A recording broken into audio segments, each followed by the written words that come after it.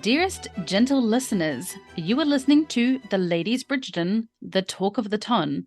We are your effervescent hosts, your neighborhood-friendly Kiwi, Tash from Middle-earth, New Zealand. And Patti, regency romance enthusiast, whose current chapter of her own story takes place in Ohio. Settle down onto your favorite settee as we delve into the lives of the elite and illustrious ladies, lords, and royalty of the ton. This Bridgerton podcast is two friends talking romance, symbolism, Easter eggs, and deep diving into the connections of our favorite characters. If you are not up to date with season 3, please go and watch that first and pop back once you are all caught up, as this podcast will contain spoilers.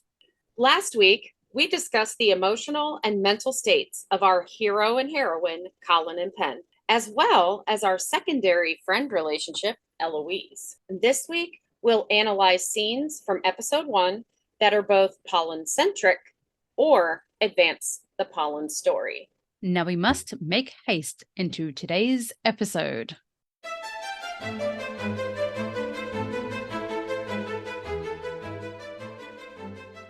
So we are going to start off first by looking at the intro. Oh, sorry to interrupt, but I do have to put in a retraction from our last podcast that I listened to today. I listened to it back and I realized I assigned the comedy skit that I talked about to the wrong Martin. It was not Martin Short, it was Martin Lawrence. So for the sake of being accurate, I wanted to put in a retraction first and foremost, so that everybody knows, like, our goal here is to be accurate, but sometimes our brains move a little fast. I know gonna mine make does. Mistakes. Yeah. And I definitely said the wrong Martin. So yeah, I think that's just like a really good thing for us to have in any way, because I think the thing is we are just two enthusiasts and we aren't the creators. I mean, I think we could do a pretty good darn job of creating some episodes and being showrunners. I think we'd be experts at that job. I think I could definitely write an episode or two. I definitely have ideas. Like, if you want to contact me for some ideas of what I want to see in season 4. Shonda Rhimes, we are up for hire. But yeah, as much we will be your focus group. As much as we are very much enthusiasts on this matter, we are not experts, as in we didn't work on the production. So there may be things at times that we may get wrong. We may misinterpret. New information might come out and it might change our perspective, but we will always endeavor to give you the most accurate information that we can, and post when we do make mistakes. That's the beauty of this podcast, though, is because we don't necessarily have the same school of thought either. Mm-hmm. And that's when you create something that, you know, as somebody, I was a theater major, my first foray into college, like taking something that is just words on a page and turning it into full-blooded real life characters takes so much, you know, interpretation and analysis of that individual or that story, that I think it's a beautiful thing that they're creating something that we can sit down and we can both think different time frames for when Colin actually started having feelings or what their mindsets were. And I think that that's why it's so globally popular, is because there's room for everyone to relate in some way. There's room for everyone to take from the story what they need to not only make it entertaining, but to be meaningful to them. Because I love it for entertainment, but it has absolutely been more than that to me. So, and I'm not ashamed to say that. Yeah, and I was saying in my voice notes to you earlier, as many listeners may know at this point, we not only host this podcast, but we also host the chaos of our thoughts amongst each other in the form of voice notes all throughout the day, every day. If we were literally to turn them into podcast episodes, we could probably do about 100-hour-long episodes at this point. It is absolutely my goal that we get all of our voice notes in reaction to us watching the second half together, that we string them together so that almost like absolute if we could chaos. Time it, the amount of times that you had to cry, or the amount of times, like, and you know, not to jump ahead of ourselves, but I literally was like, Michael, Michaela. Michaela. And I'm like, Benedict, what are you doing? What are you doing? What are you doing? What are you doing? What are you doing? What are you doing? Benedict, no. Right. Like, it's just the initial reaction. And like, and I've actually thought about that moment, and I do want to dig into that at some point. But I think if it had been Sir Henry in the first season, I would have been way more on board. And I think I just don't actually like Paul. I love Lady Tilly, but Paul just seems a bit. But I love Sir Henry. So if they play that out the next season, I'm not going to be mad about it. Like Mr. Granville. Yeah, but I think Henry Granville is in love with his lord. So I'm not sure how that. He's in love with Weatherby. He is in love with Weatherby. Yeah, but anyway, I digress. Back to the intros. This is supposed to be about Colin and Penny. We are never ever going to stay. If you are looking for a podcast where the hosts stay on track, this may not be the podcast for you, because we have many side tangents. If you are neurodivergent, you found your people. Neurospicy. But I think we're not cohesive, but we are fun. We are enthusiastic. Yeah, just like we're Colin. Enthusiastic. Yeah, enthusiastic. We're occasionally excitable. Just your friendly golden retriever. But let's talk about the intros, because every season we have the tree. It starts out with the Bridgerton tree, the tree that represents all the lives. It's sort of like a family tree of such, but it shows the different aspects of the season, and not just the Bridgertons, but it kind of does branch out. Like the tree embodies parts of the Queen, of different aspects of Bridgerton, of who our love interest is going to be for the season. And it's quite a beautiful, intricate thing. So, Patti, our tree expert, jump in. Well, and the first thing I want to point out is that Penelope has always been part of the Bridgerton tree. In the form of Lady Whistledown. Lady Whistledown, yeah. And she's the first thing that we see. Very first thing. And it's like done around like the trunk to where it's like carved in. As you see it writing, it's like carved into the tree. It reminds me of whenever you see couples and they put the little love heart and they put their initials in it, and it's always in the center of a tree. That is what it reminds me of. And it kind of makes me think that like Penelope is at the heart of the Bridgertons. Even though she's not a Bridgerton, she is kind of at the heart of them. Yeah, she is. She's writing their story. She is. Yes, she's writing about the whole ton, but she's writing about the Bridgertons. Penelope is secretly Julia Quinn all along. Right. Yeah. She is in love with this family, not just Colin. Like, she wants to be a part of the family. She wants to be Eloise's sister. And she's always been there. Everybody feels like she's a part of the family already. And this just signifies it. Like, her Lady Whistledown is the very first thing we see when the intro goes in. And then it goes the same things every season, like the carriage and the newsboy and the crown. And then the very first season 3 item we get is, it looks like a letter, but I did check it out. It starts off, "Dearest gentle reader." So I thought maybe this was like letters between Penelope and Colin, but when I saw that it said "Dearest gentle reader," it's obviously something having to do with Lady Whistledown. But the wording of it and the way it's always thought different. That it was Colin who wrote it, and I was always it's Lady. The writing is different. The writing style is different. It does throw you. The writing style is different. The way it's spaced is different, because the Lady Whistledown at the beginning is very close together. And this one is written more like a letter and less like a column. And what it says actually fits Colin's story more, because it says, "While you guys were away in the country, I was off honing my skills," and and it's scratched out, like how we saw writer Colin writing, editing his book, and he's scratching this out and writing a different word.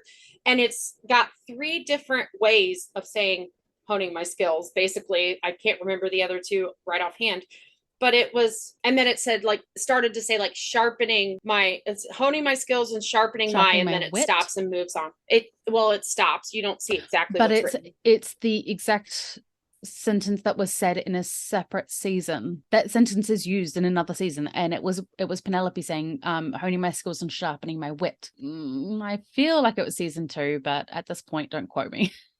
But oh my gosh. I want to go back and look at all the Lady Whistledowns because I'm still like just the words of Lady Whistledown because I'm still trying to find where Lady Danbury found out because that line of I report the gossip, but I tell the truth. I cannot tolerate a lie. And she comes up to her and says, you cannot tolerate a lie. Like there is a clue in that somewhere that's there somewhere. Is. Yeah. And now I gotta find that. I gotta find that line now too. Thanks. And I think... Thanks for the extra rewatch there, Tash. Don't act like you weren't planning on doing it anyway. I actually I said to you the other night that I watched my first thing that wasn't Bridgerton related, but it really is Bridgerton related. Since the literal first drop back in May 16th, it was the original drop. Yeah, May 16th. So I have just officially watched my first movie or TV show since May 16th. And that was to rewatch Pride and Prejudice. And that was to kind of see the similarities because I told you there's a lot of similarities between the Featherington family. And then also I went and started Derry Girls because I cannot get enough of Nicola Coughlan, and seeing her in this role just shows me how much of an outstanding actress that she is. Because she is so dramatically, she's like high strung, she is nerdy, she is like a little goody good, but not in the way that Penelope is. Penelope breaks all the rules secretly, but no. Yeah, I started watching that a few months ago, and I think I got through like half of the first season. And I jump. Like I'm normally not a binger. So Bridgerton, just telling you, a lot of your minutes are me, and I'm not normally I'll watch it through the first time and then I go back to it later.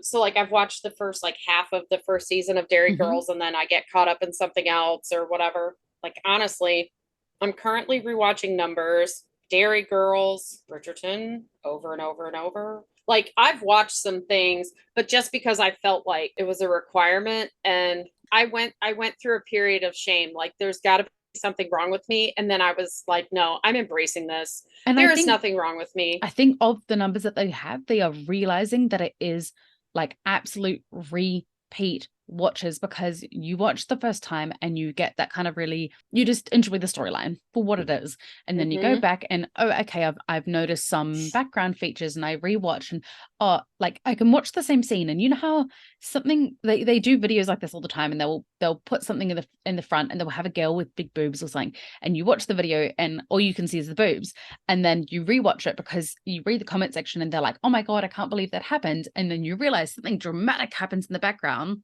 but you don't notice it because you're distracted. And that's a little bit like the season is, you're so distracted by what's in the forefront of the image that I then go back and rewatch to see all the background things, how you noticed like Sir Henry Granville at the ball at the end. Like there's so many things that happen in the background. Well, different loves. Yeah, and Paul is there, and Lady Tilly and Benedict all standing together, and they had just had a conversation about we would never all be at a ball. Yes. Like they would never have to explain themselves, but then here they are all at a ball. And that was the time I sent you a voice note in between season 2 and part 1 and 2 dropping, and I said to you, Lady Tilly has entered the ball with this guy. Who is he? And now obviously we know who he is, but the fact that she actually attended a ball with him, and I've been thinking about their situation more. And I mean, this is not what this episode is about. So we are definitely digressing, where we are so far out of the storyline today.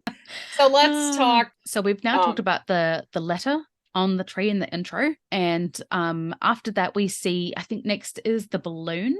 So we see the balloon, so we know what the balloon is, but I really felt that moment should have held a little bit for the fact that they put it into the tree should mean that it is if anyone has ever seen Inside Out, like core memory. Like when I look at the big moments that happen in the seasons, and therefore it's like the little charms that they put into the tree, whatever those moments are, to me should be like core memory unlock kind of moments. But the balloon to me was a sexual awakening for her, as in a way, but it should have been a little bit more centric around them.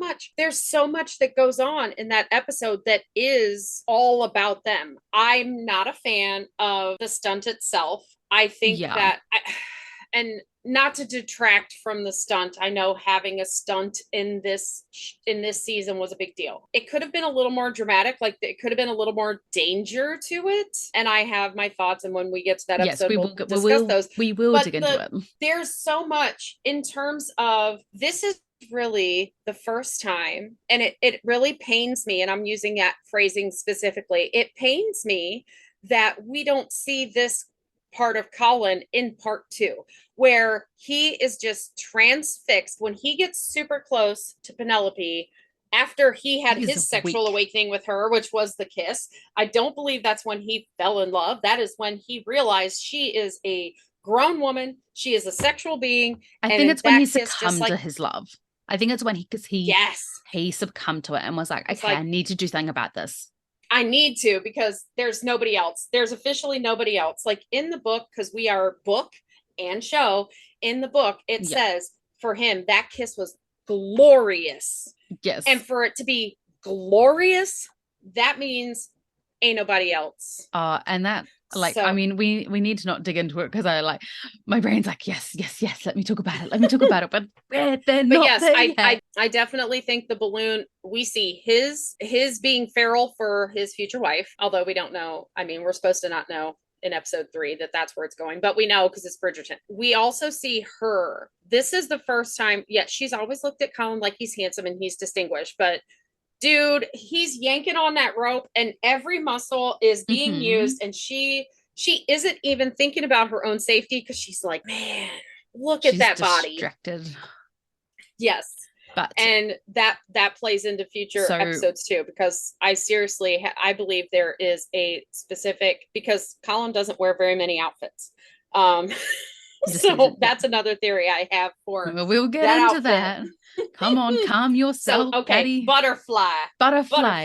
Tash, go ahead. So butterfly is my area of expertise, because those who have seen, listened to, and probably what actually initially drew many listeners to the show was my interpretation of Eros and Psyche, and how Psyche is represented by the butterfly, just as the Featheringtons, and more specifically Penelope, presented by the butterfly. I love the finale of the season because of what they do with butterflies.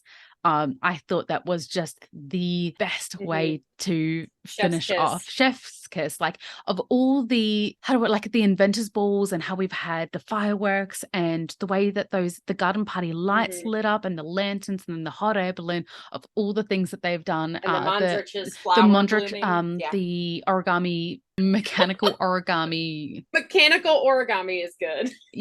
I'll take that. Of all of the inventive things that they have had in the season, I think the release of the butterflies, for me, like with the symbolism that it held, was just phenomenal. So I love it. And everybody, Portia had butterflies on her dress. The Queen. Like a lot of people in that, yes. And it felt like in that moment that they were all there to support Penelope's final evolution into her butterfly. And I love that in the tree that we have this in the intro. I love that we have this in the intro, because it goes from the butterfly, and then the next image we see is the beehive and the bee coming out of the beehive, and it's like my little buzzy bee Colin is coming off to come find his butterfly. He is the bee. We don't need a bee. We don't need a bee this season. Colin is the bee, guys. Yeah, so he's going after his sunflower, first of all. A few people have asked about the bee, and where it was, because in previous seasons we see the bee appear in some pivotal moments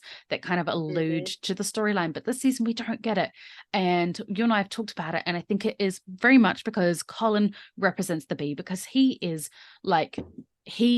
represents everything good that was Edmund. He is very much his father's son, and as Penelope is lighthearted, very emotional in a time that it wasn't acceptable to be. And I think as we have Penelope as the butterfly, Colin is very much the bee this season. So we don't need the bee, because he is the bee. And not only that, like in season 2, she says, like, at least your mother didn't dress you up like a wallflower. I'm afraid a real bee a bee's going to mistake me for the real thing. That is, was it sunflower? She said, dress you like a sunflower. You said wallflower. And that is. Did I say? Well, that too. We see him start to buzz around her in season 2, and then And I just think it's perfect that the couple name is Pollen, because butterflies and bees are both attracted to pollen. And I don't think you could ever come up with a better nickname. The Featheringtons, like, symbol has always been the butterfly, and the Bridgertons is the bee. And with her finally becoming a butterfly, it's like she's embraced herself also as a Featherington. The whole dress is Featherington centric. Our reveal dress later on that we will talk about, whether we get to it in this episode or next, that is yet to be seen. So let's move on and discuss. We don't know what to call it. It's not a promenade. I kept calling it a promenade, but you are right. It is in someone's backyard, or if you can call that a backyard. It's part of presentation day, and we haven't seen it in the other seasons, but it's kind of like a tea, but it's outdoors. I'm just calling it debutante garden party, for lack of a better term, because all the debutantes are there, and the goal is for the queen to come and them to get some more time to impress her, but she doesn't show up. But we get a lot of Shadow Colin, of Shadow Colin. We learn a few things. We learn a few things about Colin. We learn a few things about Penelope, and Colin learns. Was it you or I think it was a meme that I saw earlier today, and I said to you that the boys had reverse manifested, because he says something at this garden party, and it's like they have reverse manifested anything that they say in these moments, and then the opposite comes true, and they all end up married. Well, that's at the end of the season. So at the end of the season, he said he would never court Penelope Featherington, not in your wildest dreams. Oh, sorry. My part was he's talking to one of the girls, and he says to them, if you are asking me if you were asking me if I ever returned to take a wife this season, my answer will disappoint. My answer may disappoint, but if there is anything that I've learned on my travels, it is to expect the unexpected. Yeah. And I think he did not. I don't think he returned with the purpose of taking Penelope as a wife this season, and I only said that because he wanted to be ready, and he has said himself that he needed to put things in place, but because of Penelope's being courted by Lord Dibling, he had to hurry up his plans and move in before he felt like he was ready. But there could have also been another meaning, was that she says, or he says, if you are asking if I came back to take a wife, my answer may disappoint. What if it was that he came back? My answer's going to disappoint you. Because it ain't going to be any of y'all. No, because I have come back to take Penelope as my wife. Because... Yes. I mean, I know that they've said that society doesn't allow you to say things directly. Yeah, everything is said in roundabout ways. And it's so funny because, as I've said to you, my husband has very graciously been watching season 3 with me, and I love his little, and he's like, he's like, what are they saying here? And I have to regency speak. I have to Bridgerton speak and translate what is being said for my husband, because he's like, He's like, I don't understand. Nothing that they said just made sense. And I'm like, okay, well, this is Marcus and this is Violet, and Violet's best friend is Lady Danbury, and that's Lady Danbury's brother, and the siblings are at odds, and she picked up on that. And I'm like, having to translate everything. And it's like, Bridgerton is a language just can't of its own. I like you. Do you like me? Check yes or no. That's even something like that. You're stuck getting married. Oh, and even season 4, he loved, and he goes, and I said, Violet's about to kind of get, help sort Colin's head on straight. And he goes, she's just given up a real kick up the butt, hasn't she? And I'm like, yep. Yeah. Episode 4. Yeah. Episode 4. I love you need to go see the fruits of your labors. Yeah. And he goes, that's rather quick. And she goes, probably because of you. Yeah. But she said it nicer. You know what I mean? She goes, probably a lot to do with your health. Oh, I don't think she said it nicer. I think she said it a lot more conniving, because she had very much ulterior motives to what she was saying. And he knows it. But she was saying, yeah, it's because of you, dude. The kids, they all know each other, and they all know their mothers well enough to know whatever underlining meaning they're saying. We're at the debutante garden party. We've had Colin. Shadow Colin is what we call him, and we call him Shadow Colin because he's not acting himself this season. So if you hear us referring to Shadow Colin, it's because we don't want to hurt Luke Newton's feelings. Yeah, so Luke Newton has said that even though he was acting a specific way and he was intending it, it sort of hurts his feelings when he heard so many fans call him Icky Colin. And although it's a really easy, like, oh, Icky Colin, but I don't want to hurt his feelings because he's a brilliant actor. And I very much know that he was acting that way on purpose and he did a brilliant job of it. So instead, we refer to him as Shadow Colin, who is the Colin who is acting as his shadow self. And a shadow self is someone who, like, it goes in the theme of the season of light. And so there's two themes of the season, and that is mirrors and light and shadow. And the season's first episode is called Out of the Shadows. And it's like, as Penelope comes out of the shadows and into the light, Colin does the complete opposite and he goes into the shadows.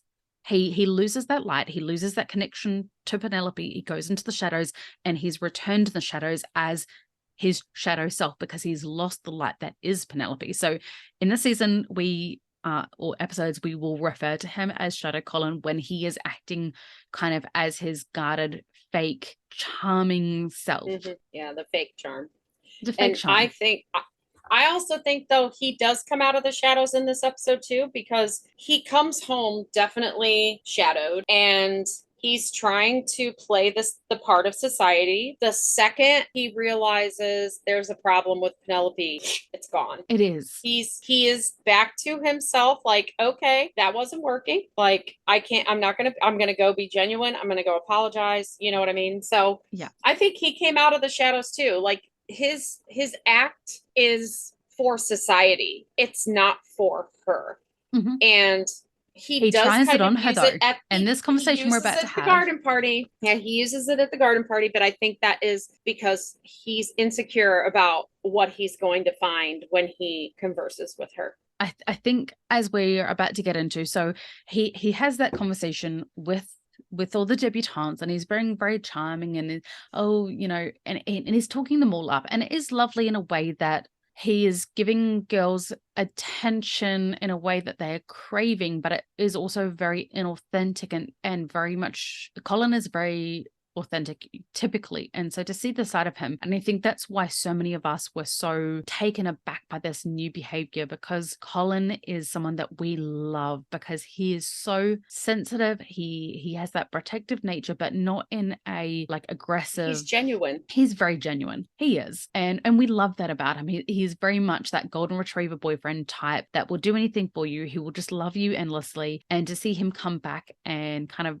put on the cloak or put on this armor, it was quite confronting to see. And Penelope immediately spots it, and she is not someone who's gonna just bend over anymore. She's gonna have an opinion. She's gonna put you in your place, and Lady Whistledown's really coming out. She's coming out of Penelope finally. Penelope is always hidden. I think that she just doesn't have the F's to give anymore when it comes to Colin Bridgerton. She needs out of she bites into her siblings, into Eloise, everyone. She needs out of the situation she's in.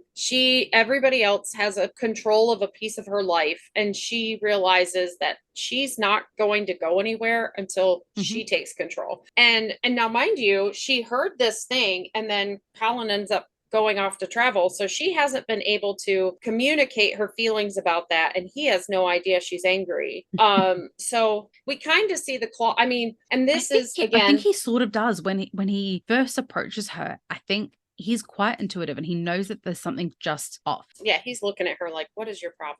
And I think this is a mirror, again, theme of mirrors. This scene is a mirror to the conversation at the races in season 2, because they meet up at a garden party kind of thing, and he talks about we didn't get a chance to talk, and it kind of mixes into his coming home where, people say he's changed and she says he looks distinguished. And the way she says he looks distinguished in season 2 is very different from the way she says you look distinguished, but then again, you always do. You always do. And it was very dismissive.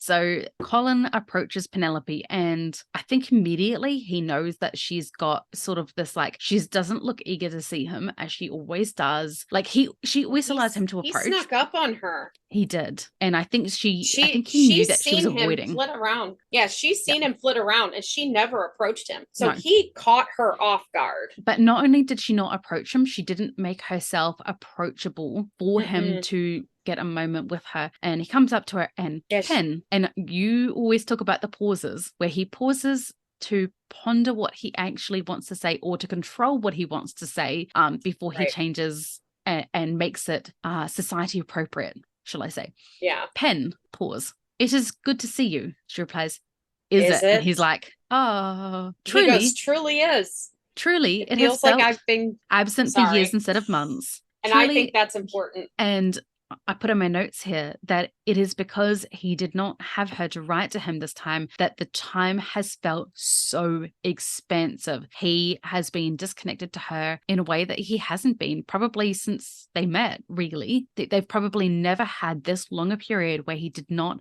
have contact with Penelope, and he is floundering. And as we know, Book Colin, because I will call them Book Colin and Show Colin, Book Colin traveled for years. He was 33 when they got together in the book, and he was gone for years, a bunch of times, like just gone forever. But when he fell in love with Penelope Featherington, he never wanted to be separated from her ever again. And they can't. This is how they translated that in two different ways. This particular line, because we don't know that she didn't write back. We can kind of guess by the way she's acting, but we don't know yet that she didn't write back. But once we do, and we look back at this line, we realize that without Penelope, time stands still. It seems to take forever. It just felt, he was only gone 4 months. He had this whirlwind travel thing. We already talked about that.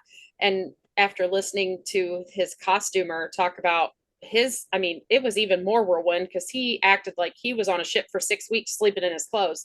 But without Penelope in his life at all, time drags. He cannot stand it. His little heart and his little soul cannot stand being separated from Penelope at all. And we see that again when he is trying to convince her that she cannot marry Debling. And what is the one thing he says? He will leave you. And Traveling Colin, Mr. Worldwide, is like, he will leave you. And one thing that struck me as interesting though is why Eloise? Like, so from the books, we know that Eloise is a very keen writer of letters, as that is how she meets her husband, or to-be husband. She loves writing letters. She's always writing to Francesca. She's always writing to Colin. She's always writing to Sir Philip Crane. Why would she not respond to Colin as well? Like, and we see that divide between the two siblings this season as well. She's jealous that as a man he gets to go travel and all this stuff. And partially, this is really a mirror thing in regards to the conversations. Colin gets called out for the privilege of being a man a couple times this season. Many actually times. Bridgerton women, because officially once he gets called out by Penelope, she is a Bridgerton. So Bridgerton women are always calling out the Bridgerton men for their privilege of being men while they are standing around, for lack of a better word, whining about how hard it is to be them and not figuring out their lives.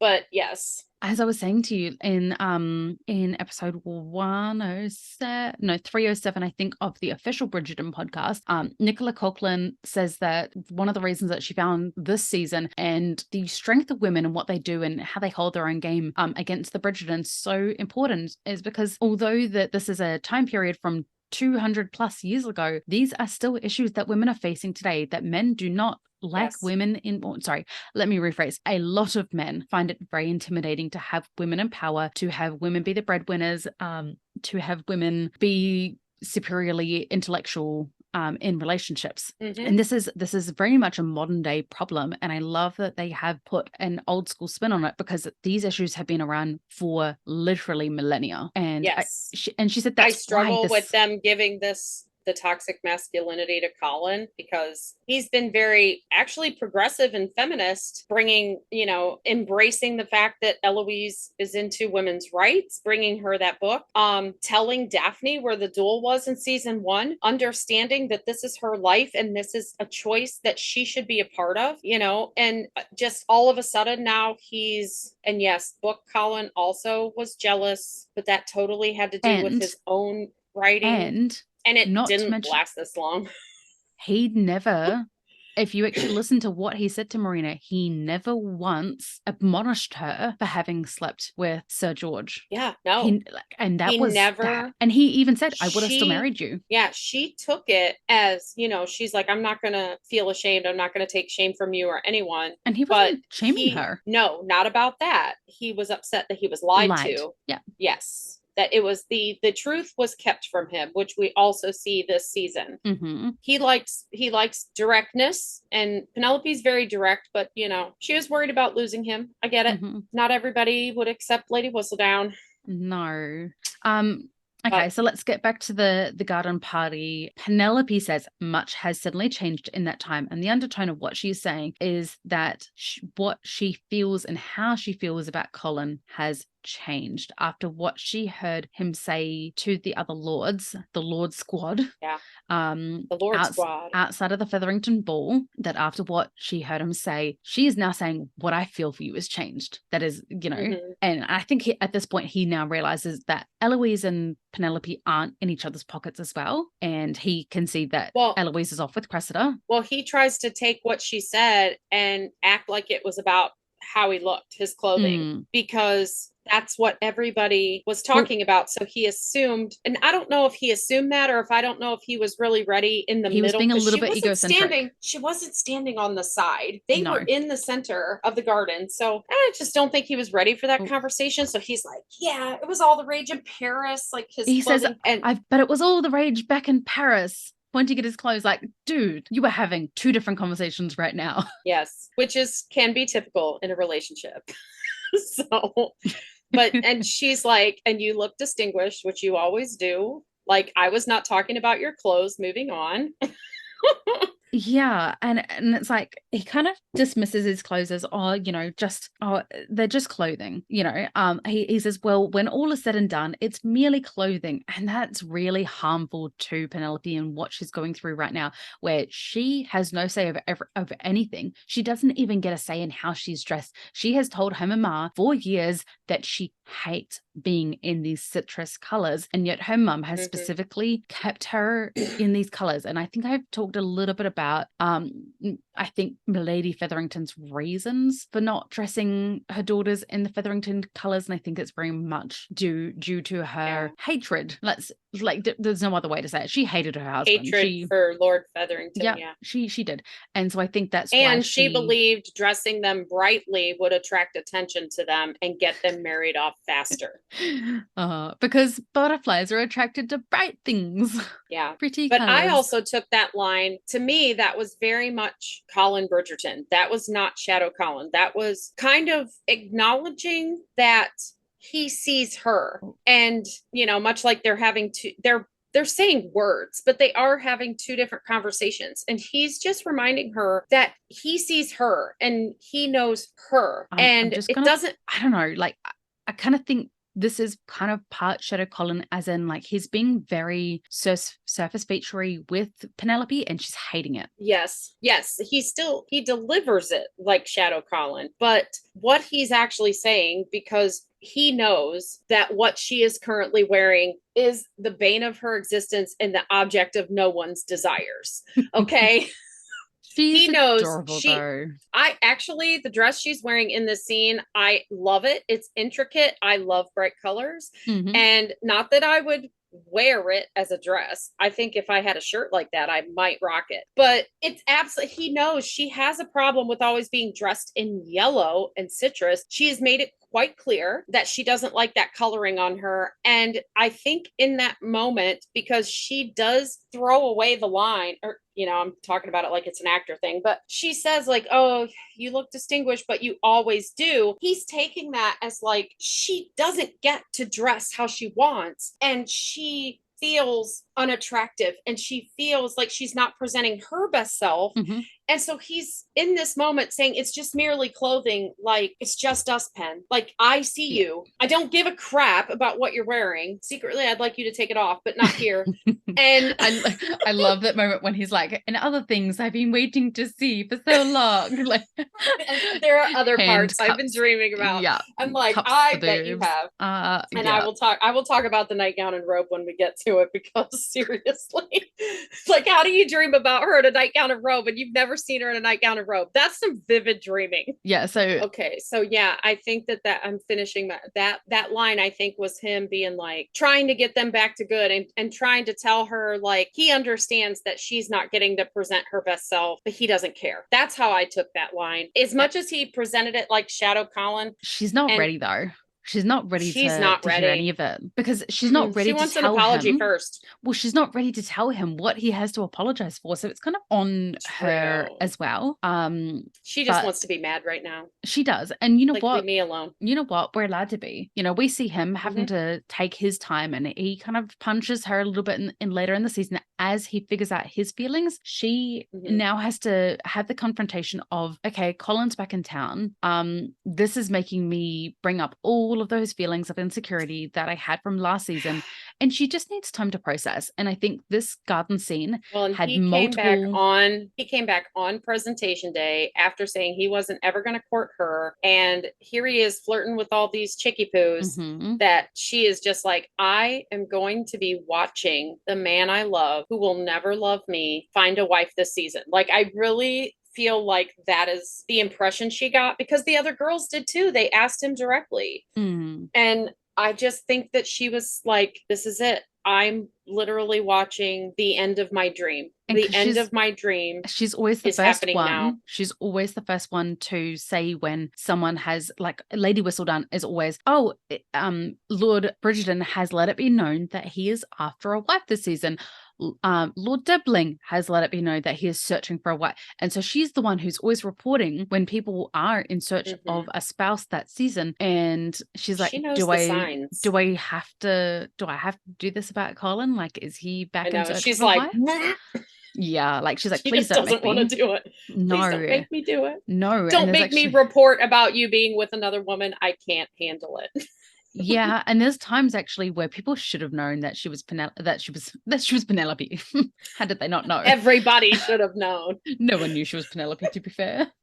Everybody should. I know you meant Lady Whistledown. Yeah. Okay. But it fits. She announced it all over the place this season, and Bridgerton's.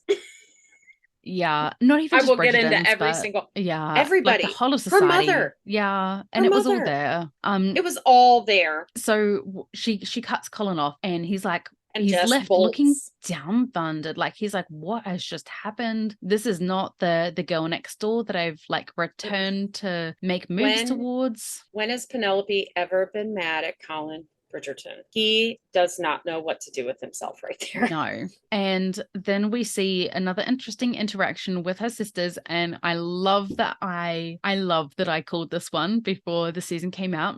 Her sisters and her mother are arguing about who is going to be the next Lady Featherington, because who is going to bear the next male heir. And Prudence says, you and what husband? When Penelope says, actually, one of us will be the mother of we'll the next just be heir. The heir's mama. Yes, we will just be the heir's mama. And she says, like, you're in the race, you and what husband? And I was like, yes, that is a foreshadowing moment. She is going to be the next Lady bang Featherington. On the table, darn it. Yeah. When we get excited, we bang on the table. Yeah, you probably heard in the last, where there was many bangings. We get very excited, very excitable. Yes, I very much, I was like, it's a proud little moment that I and that moment needs to be brought up, because that's important. Like, there is a race to have the heir. And honestly, Penelope didn't really care about the race at all. She was in the race. She did not care about the race one little bit. She had built her own name. She didn't need the Featherington name realistically. Like, she's already. And I would Lady equate it Whistledown. to the tortoise and the hare, but there was no tortoise about that. Like, Colin Bridgerton stood on business, but they just had so much other stuff going on. They weren't paying attention to the sheets. That's like, Penelope was not paying attention to her sheets for a while. Yeah, so she had no idea. We leave off, and the Featherington girls hop into the carriage, and Portia turns to Penelope. And although this isn't a Polin moment, it does very much feed into the story. So we'll talk about this. Portia says, "Well, at least I'll have you to take care of me in my old age," she says to Penelope. And Penelope's like, "Oh hell no. It reminds me of Bridget Jones. No. Yeah. That time in Bridget Jones when she gets busted talking to a fake person on the phone when she was really talking to her friend, and the bottom line just is the F-U-U-U-U-U-U-U-U-U-U-U-C-K. That's the face that Penelope makes is absolutely, you could see that.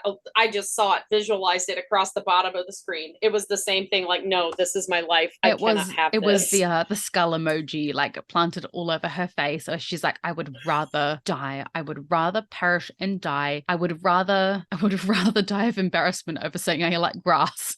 Yeah. Well, and that's the thing.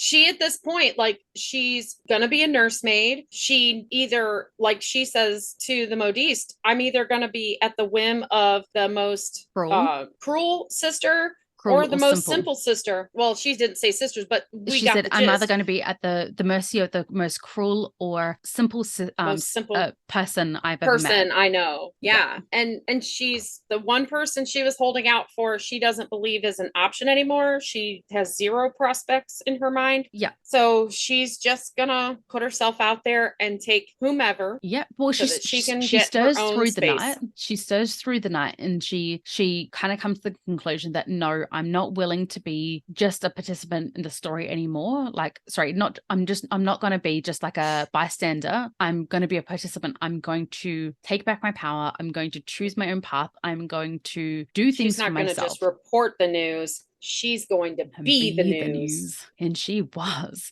So the next day, we see her heading off to Miss Genevieve Delacroix. And saying if she ever wears citrus again, it's over. She's like, which is a good move. She does not have the skin tone for citrus.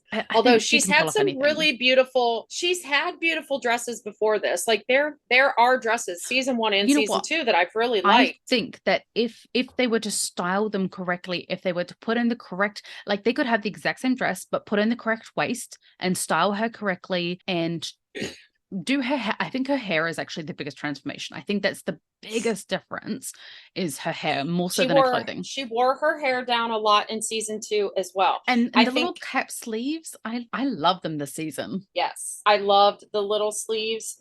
I liked the sheer sleeves. Mm-hmm. And I did like that they went old Hollywood. I can absolutely see them with her. The inspiration was Rita Hayworth. Mm-hmm. And she was a really curvy woman. And for Eloise, it was Audrey Hepburn. Yes. Very much so. Very much the bows and the Francesca, I didn't understand. They said they used Katharine Hepburn, which Katharine Hepburn dressed very masculinely, but she did wear sheer sleeves. So I think that they mainly took the sleeves. Let's be real. She's Belle. She's Belle from Beauty and the Beast. Yeah, she was totally Belle. Her hair was Belle. I mean, come on now, Belle. She looked like she was cosplaying Belle in the best way. I know. In the best possible way. When I was listening to the Eligible Bachelor original Bridgerton podcast, and they had Luke Newton was talking, and the costumers were talking, and Dougie Hooks was costuming for the men. Mm-hmm. And they wanted him to have this like cowboy pirate traveler vibe, like he's a pirate that just got off the ship, and we get that. But his old Hollywood inspiration, mm-hmm. which doesn't quite fit the costumes, but it fits the idea of Colin, and I loved it, was Jimmy Stewart from It's a Wonderful Life. How he has always wanted to travel since the day he was born. And I love It's a Wonderful Life. It's one of my favorite movies ever. I've never seen it. And I love Jimmy Stewart. Oh, what? Watch it. I'm sorry. It is. I watch it every Christmas. I watched it every year. I love it. It's got a great theming to it. And he really is. He never gets to leave. He never gets to go travel. And I almost felt like a little part of my heart got healed because they're saying he's like Jimmy Stewart from It's a Wonderful Life. And he's George Bailey, and he's always wanted to travel, and he got to travel. So yeah, a little part of me was healed there because George Bailey never got to travel. So, but yes, I loved that was his inspiration for old Hollywood. You're really trying to make me talk about that outfit, but I'm not going to. I'm saving it for an episode because it would so fit, like having, you know, how married people or people who are intimate have their own kind of language. Like their language is going to be that outfit. I want a scene. I'm just going to do it. I want a scene in season 4 where she's having tea with somebody that she just would never talk about intimate stuff with, like her mother or his mother, and he comes striding by the door in that outfit, wearing the chevron vest and the blue shirt, and she's like, "You've got to go." He means business. It's business day, apparently. You've got to go. It's an even day. It's an even day. Yeah. Get out. On even days, my husband wears chevron. That's the signal. That's because every relationship has aside from the carriage, which he was wearing formals, every spicy scene was that outfit. And that was the outfit she first saw him be sexy in. And she totally was like, now he's taken that outfit off. This has made my life. And then that was the outfit of the night before the wedding when they were outside the Modis. Like every time, that's just there. It's going to be like, wear that, and I will know. All right. Well, I think we are already hitting the hour mark. So we will wrap up today's podcast. I told you that it was going to be a 3-parter because in the next episode, we will get to cover their interaction at the ball, their fight, the Danbury ball. That's going to be a whole conversation. Thing. And then well, we get to put the fight and the apology in a which is beautiful together. And they needed to be together. Yes. They very much needed to be discussed. To be together. We needed the closure within one episode. So I'm really glad that she's changed. She's had her glow up. It gets better. She figures it out. I'm proud of us. We actually got through like 3/4 of an episode in one take. That is there wasn't that many. Well, we still had a lot of tangents. I'm not even gonna lie. I hope you guys enjoy the tangents because they're just going to keep happening. There are many. Okay, so thank you once again for listening to the musings of two mad women. You can now head to our Facebook page, The Ladies Bridgerton. Yes, so officially our Facebook page has changed over to The Ladies Bridgerton, formerly Lady Whistledown, and that is to reflect the fact that we will from now on be a dual podcast for as long as Patti will put up with me and my tangents. I'm going to do this forever. Like it is. I love it. Beforehand, when I was doing this podcast on my own, I'd have to think, okay, well, what am I going to do the next episode on? Whereas now it's just like, all right, how many episodes are we going to end up tangenting per podcast episode? So how many, and then let's take that's episode 2. How many episodes will episode 2 take? Yeah, please go to the Bridgerton page. We'll put up a poll. How many episodes do you think it's going to take us to get through each episode? Pretend you're at White's. You're laying bets. We have literally only gotten through Polin at this point, and we're not even through one episode. We're 2 episodes deep on just Polin episode 1. And remember, we want to do side stories and we want to do theming. So please head to the Facebook page. Let us know, would you prefer us go episode by episode where we do Polin and then we discuss all the side stories within each of those episodes, or would you like us to do all the Polin episodes and then side stories? So tell us in the comment section on the Ladies Bridgerton Facebook page which format that you would prefer. And thank you once again to listening to the musings of two mad women. Yours truly, Lady Whistledown and Lady Patti.